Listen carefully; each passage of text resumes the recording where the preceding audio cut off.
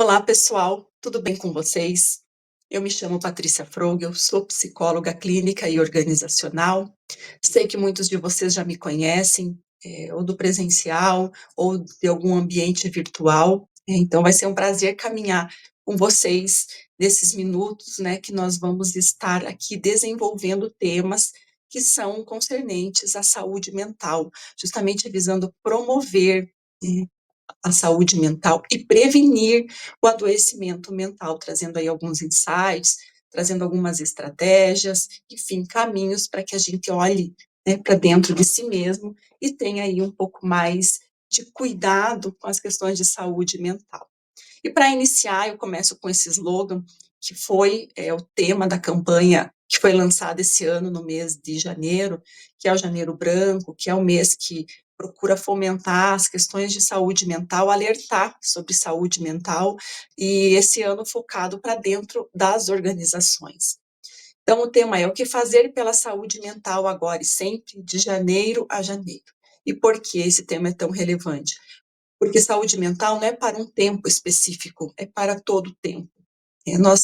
É como a nossa saúde física, nós não deixamos para cuidar da nossa saúde, ou não deveríamos deixar, né, de cuidar da nossa saúde somente em alguns momentos da vida, e sim ter uma vida de autocuidado, assim também é com a nossa saúde mental. E hoje nós vemos essa importância desse cuidado com a saúde mental dentro das organizações, considerando especialmente o que aconteceu no passado. Nós tivemos a estatística do INSS, que foi lançada esse ano, falando do adoecimento mental, dos afastamentos no ano de 2024. Só em 2024 foram 470 mil afastamentos por conta exclusivamente de doença mental, ou seja, ligado principalmente à depressão e à ansiedade. Então, foi um aumento de 60% do ano de 2023 por ano de 2024.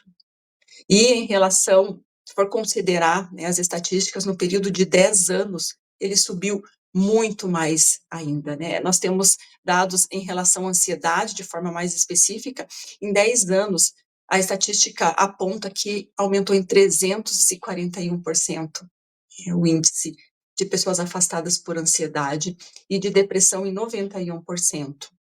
Vemos que a ansiedade aí, ela sempre se sobrepõe, né? Ela, enfim, dispara e ganha e chega em primeiro lugar na linha de chegada. E falando em ansiedade, nós vemos que o nosso país, o Brasil, aí não só considerando questões concernentes ao trabalho, mas de uma forma ampla, o Brasil, ele é o primeiro, né, colocado, infelizmente, no ranking de ansiedade do mundo, essa é a estatística da OMS. Então, em termos de depressão, ele é o primeiro da América Latina. Então, nós não estamos numa posição muito vantajosa quando nós falamos de saúde mental. Por isso que hoje tem se falado muito da saúde mental de uma forma geral, mas também dentro das organizações como promotoras aí de saúde mental.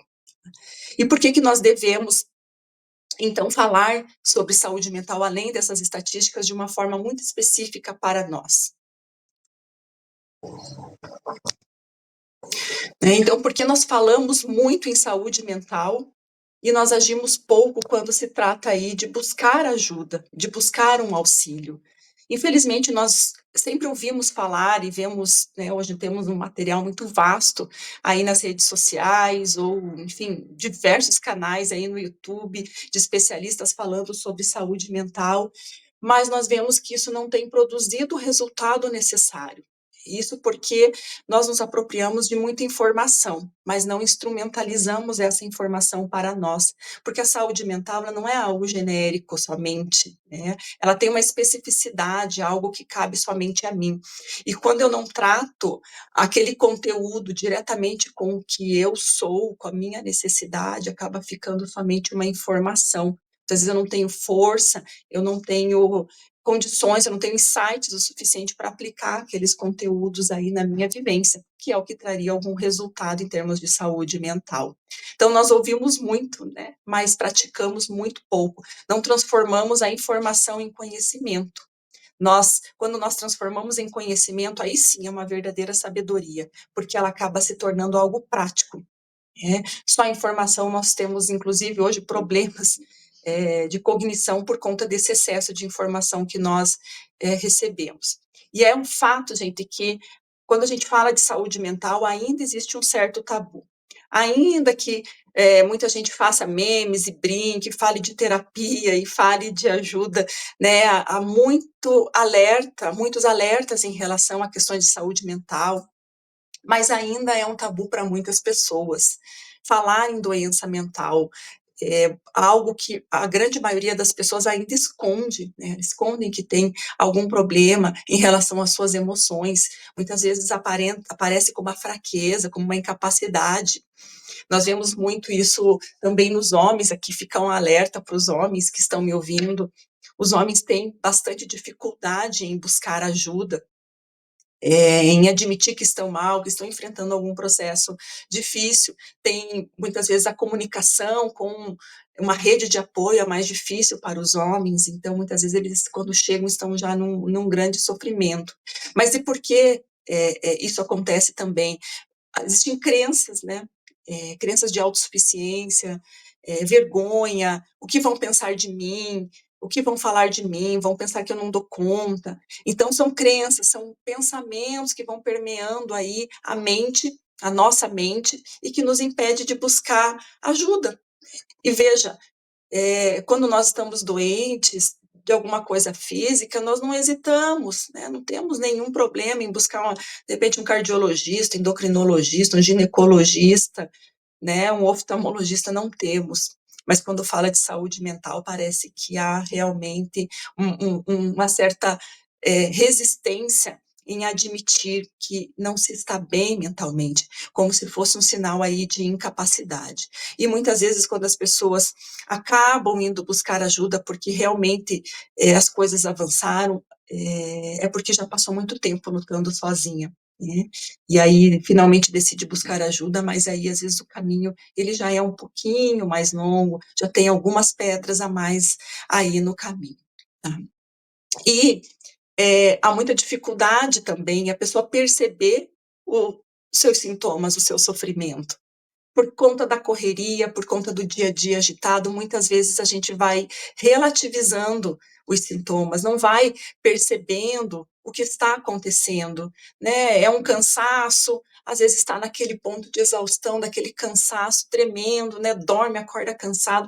Não, mas é só porque eu trabalhei demais, é porque eu dormi tarde. Pode ser também, mas se isso vem progredindo, às vezes já está apontando para um sinal. Ah, porque eu não dormi bem à noite. Mas por que você não dormiu bem à noite? Então, às vezes, é porque eu me agitei, porque, enfim, tantos fatores. E a gente vai colocando desculpas e não vai percebendo que os sintomas muitas vezes já estão ali, já estão apontando para algo e a gente precisa, de fato, tomar atitude, né? Ação para buscar um auxílio, para, enfim, identificar o que de fato está acontecendo. E os sintomas, gente, o sintoma mental ele é acumulativo. Assim como uma doença crônica, ela não se desenvolve do dia para o outro. Então, eu não vou ter pressão alta porque eu abusei aí do sódio, né, nos últimos 30 dias. Né? Isso é uma doença que vai desenvolvendo. Eu também não vou ter diabetes porque um final de semana ou outro, assim, 6 meses, eu comi um pouquinho mais de doce. Não, ela vai progressiva, ela vai conforme a idade vai aumentando, conforme, enfim, vai sobrecarregando ali meu organismo, aí essas doenças vão aparecendo. E com saúde mental não é diferente, gente. Como eu disse, eles vão se sobrepondo, os sintomas vão se sobrepondo, eles vão se agravando, ele vai se acumulando, e isso vai refletindo também em todo o nosso corpo. Não é somente na mente, não é algo que fica só na mente. Não é só uma tristeza, não é só uma ansiedade na mente. O corpo também vai sentindo. Muitas vezes, hoje, enfim, já é pacífico isso, diversos estudos trazem a questão das doenças psicossomáticas. O que são as doenças psicossomáticas? São doenças que têm origem na mente, na psique. A única origem delas é na psique. Então, você vai lá, trata o sintoma, trata a causa dela, mas ela retorna. Por quê? Porque a origem dela é na mente. Nós temos aí problemas digestivos. Quantas pessoas têm problemas no sistema gastrointestinal?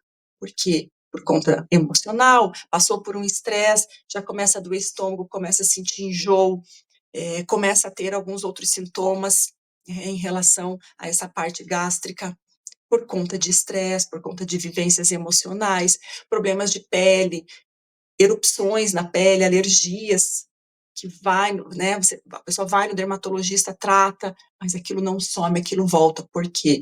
Porque está diretamente relacionada a um fator emocional, problemas cardíacos, gente, é uma infinidade. Na verdade, as doenças psicossomáticas, elas estão por todo o nosso corpo, ela pode desenvolver, na verdade, qualquer tipo de doença. Hoje se tem muitos estudos falando do câncer. Muitas pessoas que têm câncer têm um fundo emocional, não que todas tenham, né, mas tem um fundo emocional.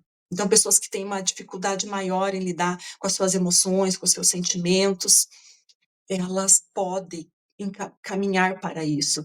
Nós sabemos que nós temos um potencial genético para o bem e para o mal. Então, nosso DNA ele vem gravado com esse potencial genético. Hoje se dá o nome de epigenética para esse estudo.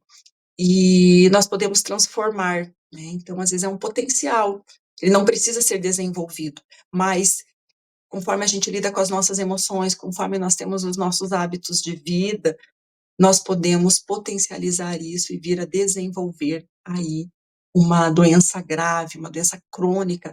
Muitas vezes, como é crônica, ela é irreversível, vai controlar sintomas, mas vai ter que caminhar ali com ela.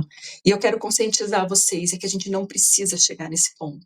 Se a gente buscar ajuda, se a gente aprender a se compreender, a ter um autoconhecimento, a se gerenciar, ter estratégias e ferramentas para lidar com as próprias emoções, a gente pode ter muito mais qualidade de vida mental e também física. E nós vemos aí os impactos que o adoecimento mental traz aí nas nossas vidas, impactos negativos, como eu já falei, no corpo, né? Também no psicológico, nesse sentido das próprias emoções, e também no cognitivo, né? O cognitivo fala de pensamento, de raciocínio, de memória, de atenção, de concentração. Muitas vezes nós não conseguimos nos concentrar direito, né? Aquela questão da atenção, aí o pessoal brinca, né, que acha que está com TDAH. O TDAH é uma outra questão que a gente não vai falar aqui, mas né, o TDAH não surge assim na vida adulta, né? São problemas que vêm do neurodesenvolvimento, seja desde lá da infância. Então, assim, se você se encontra, né, com essa dificuldade de se concentrar, dificuldade de memória, né, já não consegue mais gravar, esquece, se não deixar tudo anotadinho, não lembra ao longo do dia, isso apresenta, sim, um déficit em memória, em concentração, em atenção, o raciocínio, né, quando a gente está adoecido emocionalmente, o nosso raciocínio fica prejudicado, aquela possibilidade de insights, de ver estratégias para determinadas situações, vão ficar reduzidas. Então, a gente tem que ter muito cuidado com isso também. E também nós temos os impactos nas nossas relações sociais, afetivas e familiares, ou seja, tudo que envolve as outras pessoas. O adoecimento mental, ele também traz isso. Muitas vezes ocorre ali, dentro desse adoecimento, uma irritabilidade, um nervosismo, uma impaciência, e quer coisa pior para os relacionamentos do que a gente estar se sentindo assim, irritado, nervoso, com raiva. É. Então, isso vai prejudicar as nossas relações, a gente vai ter menos paciência, a gente vai ter menos empatia para com as pessoas que estão ao nosso redor, seremos menos tolerantes, ou seja, mais intolerantes. A forma de falar, uma fala às vezes até mais agressiva, né? Então, acontece isso. Muitas vezes também o isolamento, então eu me afasto das pessoas, e isso automaticamente vai prejudicar os meus relacionamentos, porque me afastando eu vou deixar de ter o contato, muitas vezes vão ter cobranças por esse afastamento, enfim, isso vai gerando uma cadeia, né, de situações delicadas nos relacionamentos, que muitas vezes vão rompendo relacionamentos. Muitas vezes essa questão do adoecimento mental, nessa parte aí das relações sociais, me faz tomar decisões, né, de me afastar de uma pessoa, de terminar relacionamentos, mas não se trata muitas vezes de uma decisão clara, porque o raciocínio está prejudicado, né? As emoções estão ali em alta e não o racional. Então, eu não vejo com tanta clareza, eu não avalio a decisão com tanta clareza. Então, pode me levar a tomar decisões precipitadas, impulsivas, sem ter uma reflexão sobre aquilo, né, com base aí na razão. E aí, pessoal, vamos entrar num outro tema para falar de uma forma um pouquinho mais específica, que é sobre a ansiedade. É um desses adoecimentos que eu vou trazer hoje, a ansiedade, vou falar depois um pouquinho sobre a depressão, que é o que influencia muito, né? Enfim, no dia a dia, nas nossas vivências. Então fica a pergunta, né? Quando eu devo me preocupar e buscar ajuda? Quando eu acho que eu tenho que buscar ajuda? Bom, eu já disse, né, basicamente aquilo que é necessário você se atentar na sua vida. Se você percebe que você está com aquelas esferas, aquelas dimensões da vida, o seu psicológico, no seu corpo, né, no seu cognitivo, questões de atenção e memória, principalmente, nas suas relações sociais, sejam elas familiares, afetivas, de trabalho, ficam sinais de alerta.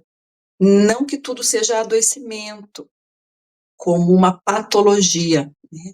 Inclusive, nós temos que fazer essa diferença em relação à ansiedade, por exemplo.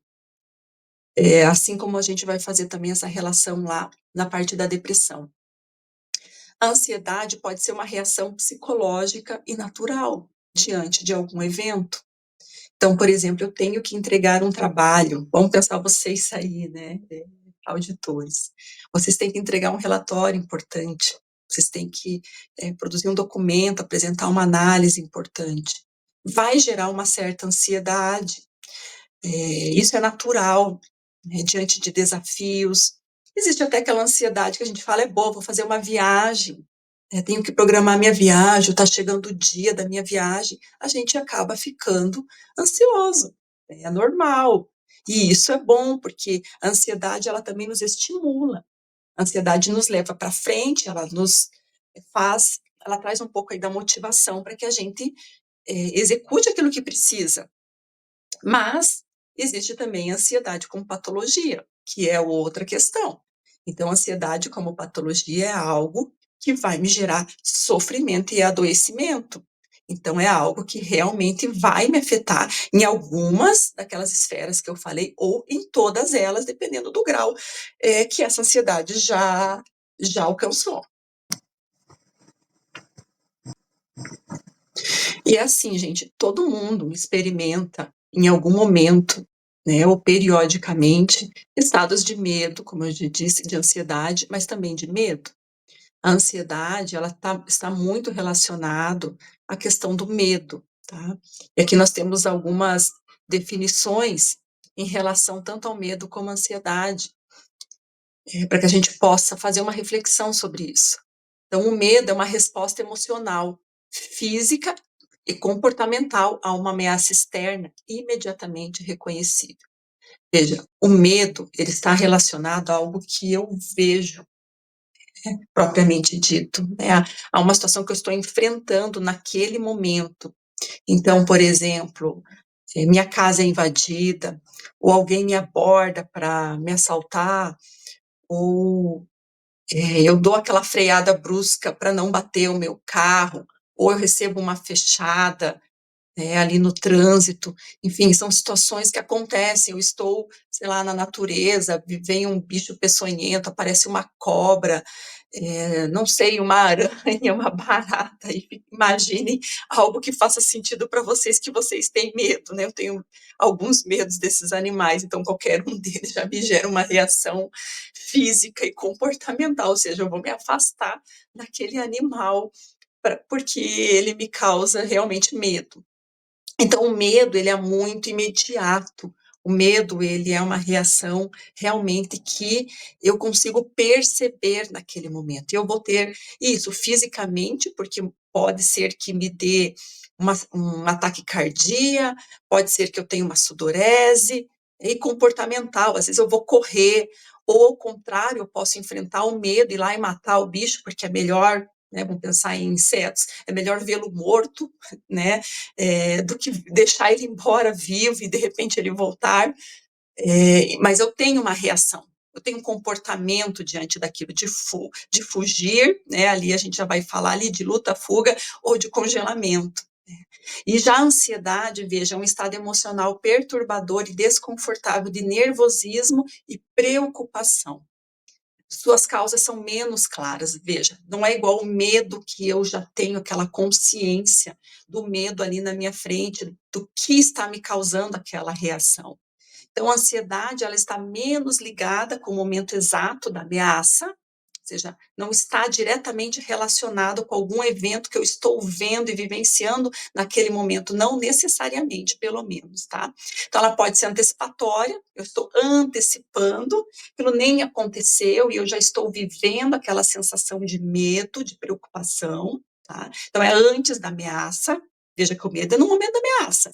Já a ansiedade, ela vem antes do momento da ameaça, ela pode persistir depois que a ameaça cessou, ou seja, já acabou, eu já vi aranha, já matei aranha, já acabou, mas eu continuo com aquela sensação de que vai aparecer outra aranha, de que vai acontecer algo, aí eu já fico toda preocupada, já mexo em tudo, todo o ambiente, para ver se tem alguma coisa ali escondida, ou, por exemplo, né, pessoas que tiveram um acidente de trânsito, ela teve o medo, teve toda aquela reação, e aí ela não consegue mais pegar no carro, né, não consegue mais dirigir, ou seja, a ameaça cessou, e mesmo assim depois ela continua com aquele sentimento, aquela sensação ruim, ou seja, aí a ansiedade, né. Ou pode ocorrer ainda sem uma ameaça identificável, eu já não sei mais, não é mais porque eu bati o carro e aí eu tenho medo do carro, né, mas é porque eu vi uma aranha e eu sei que tinha uma aranha grande aqui na minha casa e agora eu fico preocupada pensando naquilo, eu vou dormir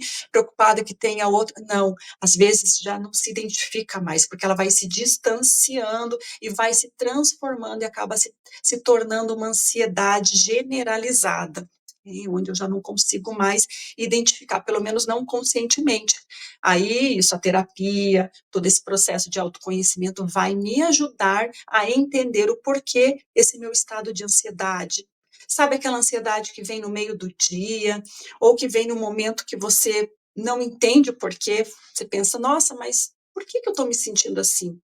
Muitas vezes é essa ansiedade com uma causa não identificável. Tem uma experiência muito interessante, eu lembrei agora, foi feito, acho que lá em 1920, mais ou menos, ela é bem antiga, e graças a Deus que não se pode mais isso, hoje tem a bioética, então tem muitas discussões éticas aí na pesquisas com seres humanos, uma série de limitações, e ainda bem por isso, mas naquela época meio que a ciência estava se desenvolvendo, essa parte da psicologia, essa parte comportamental, então meio que era uma terra sem lei, né? As pessoas, infelizmente, faziam experimentos, e isso grandes pesquisadores. Esse, por exemplo, foi alguém que é um ícone assim, da psicologia. Né? Então, e mesmo assim, eles estavam tentando entender a mente humana e como funcionavam os comportamentos humanos. E aí eles fizeram uma experiência, né? Esse cientista ele fez uma experiência, é chamada da experiência do pequeno Albert. Pequeno Albert não é o nome real dele, né? Eles deram o nome fictício, mas ele era um bebê, gente. Ele era um bebê, acho que de um ano e pouquinho. Né? E eles associaram a esse pesquisador o que ele fez. Ele apresentava um ratinho, né, ratinho de laboratório para esse bebê, e ele brincava ali com esse ratinho. A princípio, criou um vínculo com aquele ratinho, brincava, era tudo divertido. Com o passar ali do tempo, deles terem desenvolvido ali né, o bebê com o ratinho, toda vez que o ratinho se aproximava e começava a brincar com o bebê, eles colocaram uma barra, alguma coisa atrás, um mecanismo que toda vez que o ratinho se aproximava, fazia um barulho muito alto, um estrondo. E aí o bebê se assustava. E aí eles começaram a fazer isso repetidamente. Né? Então, toda vez que o ratinho se aproximava, eles davam aquele barulho, provocavam aquele barulho, e o bebê se assustava e chorava e chorava. Né? Com o tempo, o que aconteceu? O bebê começou a não querer mais chegar perto do ratinho, ele viu o ratinho, começou a ter uma reação, começou a chorar, começava a chorar de ver aquele ratinho. Né? Compreensível? porque o que a memória dele associou aquele ratinho com aquele barulho alto, com aquele desconforto, com aquilo que gerava medo nele. Mas com o passar do tempo, isso começou a mudar. E o pequeno Albert começou a ter reações idênticas com qualquer outro tipo de animal que se apresentasse daquele formato, um formato parecido, digamos, né? Porque não é o mesmo formato de rato. Mas, por exemplo, cachorro, coelho, tudo que era branquinho, tudo que era fofinho, até coisas ele começou a rejeitar, né? Tecidos. Então, veja, apesar de ser um experimento absurdo, né, porque criou um trauma aí nessa criança, mas veja como a ansiedade, o medo e a ansiedade dele foi mudando, né, ela foi passando por outros caminhos. Então, era só o rato, mas depois não era só o ratinho, depois era qualquer coisa, qualquer animal peludinho, branquinho, e depois foram para as coisas peludinhas, fofinhas, uma almofada fofinha, né, peludinha, branquinha, que lembrasse daquela mesma textura daquele ratinho, né? Então ali a criança chorava diante desses objetos. Então veja como é a nossa mente, né? Então quando falo ali da sem ameaça identificável, muitas vezes é isso. Há uma identificação no cérebro, o cérebro tem um estímulo lá gravado, e muitas vezes diante de um gatilho que a gente não reconhece, a gente acaba tendo uma reação. Então, essa já é uma ansiedade que a gente tem que investigar, é uma ansiedade já um pouquinho mais patológica, e às vezes as pessoas vão levando essa ansiedade para várias áreas aí da vida, né? Então, preocupações de uma forma assim generalizada.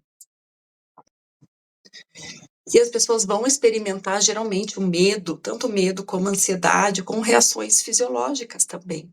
Então, isso é muito comum, a gente ter reações fisiológicas diante das situações de ansiedade ou de medo. Então, ali no corpo mesmo, né, como eu já tinha dito, sudorese, às vezes náusea, né, às vezes dores de cabeça, um batimento cardíaco mais acelerado, uma agitação motora, né, a gente fica inquieto, sabe aquela coisa de ficar mexendo a mão, mexendo a perna, é uma reação fisiológica de algo que está acontecendo ali no nosso interior. E também ter reações comportamentais.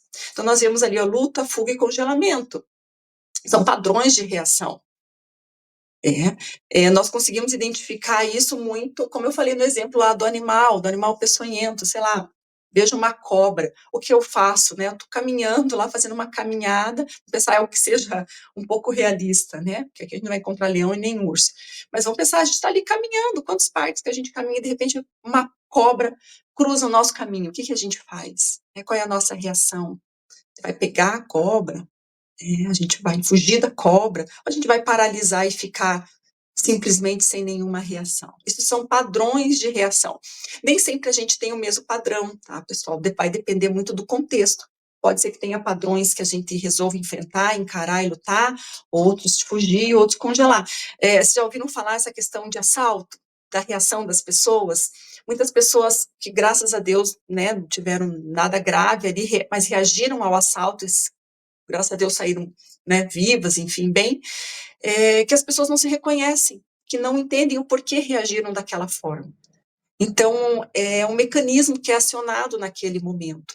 Mas a ansiedade, ela vai geralmente estar relacionada a um congelamento, ou até mesmo a uma fuga, porque é algo muito aversivo para ser enfrentado.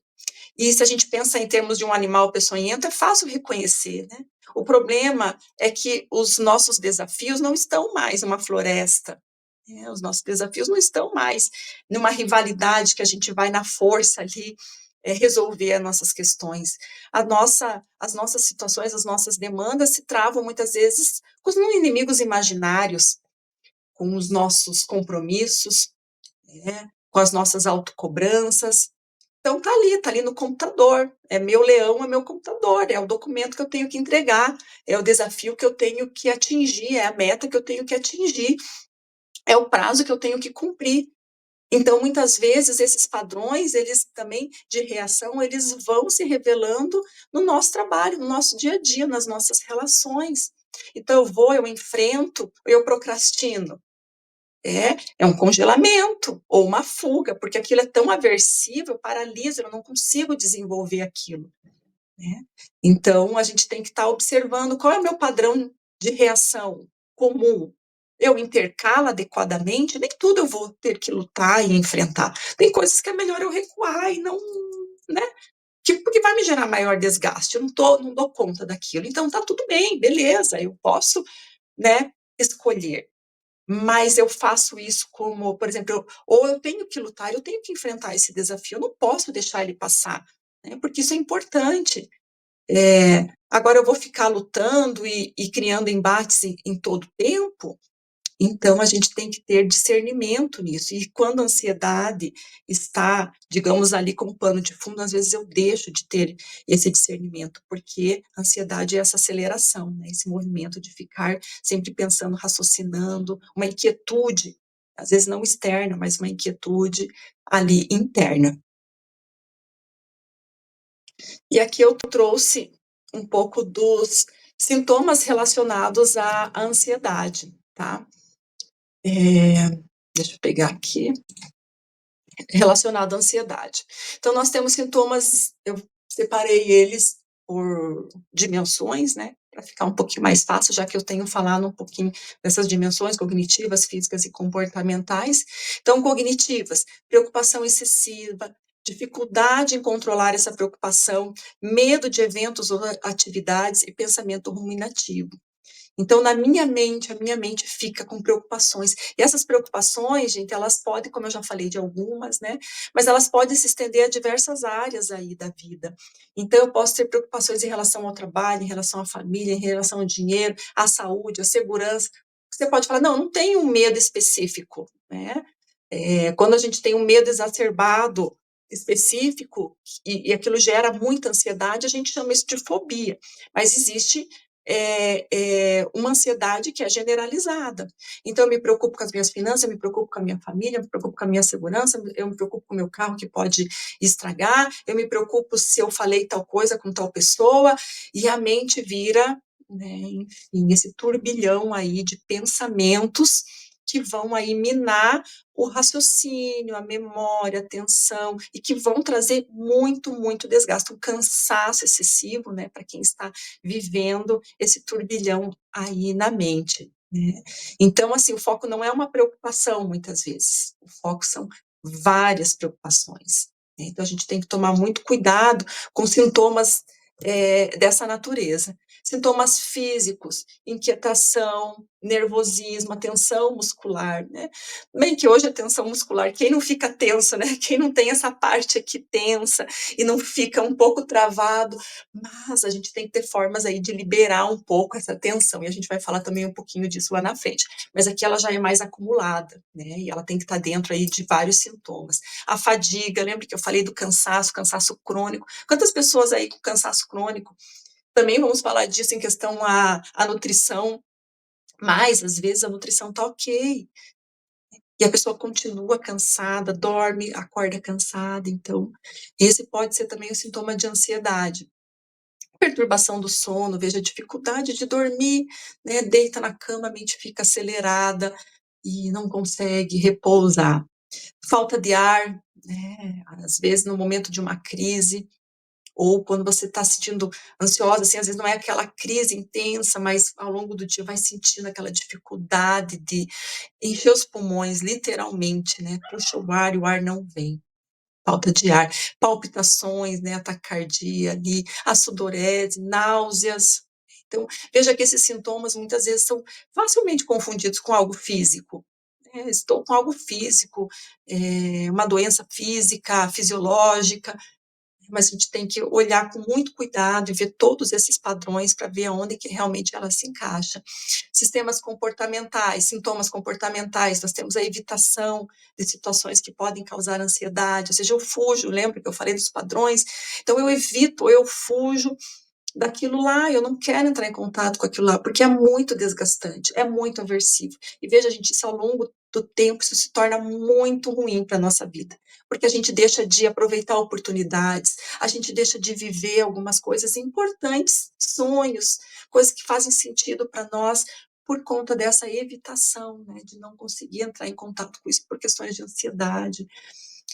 Outro sintoma comportamental, busca de segurança. Né? Busca de segurança também fala disso, né? De eu estar num lugar que não pertence a mim, porque eu não me desafio, eu não avanço por medo, né? Por conta dessa ansiedade que está aí como pano de fundo. Irritabilidade. Hoje nós vivemos, né, várias doenças mentais, elas causam essa irritabilidade. A depressão também causa irritabilidade. Nós estamos, assim, com um limiar muito baixo de tolerância, né? E muitas vezes tem a ver com esses sintomas. Então, assim, gente, não é um sintoma, 2 sintomas daqui que vão caracterizar de fato uma ansiedade, ou sintoma de uma ansiedade patológica. Mas eu quis trazer para que a gente analise, né? Pense, será que eu estou mais próximo? Será que está na hora de eu olhar, ter um pouco de atenção para mim mesma e o mesmo, e, e buscar algum auxílio, buscar alguma ajuda, tá? Também não é algo importante, né, para um diagnóstico de ansiedade, que seja algo muito recente, né? Nós temos ali no DSM, que até mencionei ali, que é o Manual de Diagnóstico de Transtornos Mentais Psiquiátricos, então, é ele que a gente utiliza com base ali para fazer os diagnósticos, tem que estar já há algum tempo com isso. Então, quer dizer que esses sintomas já permanecem pelo, assim, um prazo mínimo de 6 meses. Então, veja que é um tempo considerável para viver assim. E tem pessoas que vivem muito, muito mais tempo assim, até entender que realmente precisa buscar ajuda, ou porque a gente vai acostumando a viver assim, né? Acha que é um jeito de ser, acha que é da personalidade, porque o mundo, enfim, está agitado, corrido, e vai relativizando, e na verdade tem tratamento, né? Na verdade dá para ter uma qualidade de vida melhor em relação a isso, tá? Então, assim, um pouco desses sintomas todos nós temos, gente. Então, isso acho que é um alerta importante. Qual é a diferença entre o remédio e o veneno? É a dose, né? Então, o que faz com que isso se torne, de fato, uma patologia relacionada à ansiedade? É a intensidade que você vive isso, o grau de intensidade e a frequência que você está vivendo isso. Porque, como eu falei, nós temos ansiedades pontuais diante de alguns desafios e está tudo bem. Agora, se isso está numa dose elevada, se isso está presente na grande maioria do tempo, do teu dia a dia, aí é um sinal aí que realmente precisa ser atentado. Ok? Pessoal, eu vou encerrar essa primeira parte do vídeo e depois nós vamos passar para a segunda parte falando um pouquinho sobre depressão, tá? Espero vocês lá comigo novamente.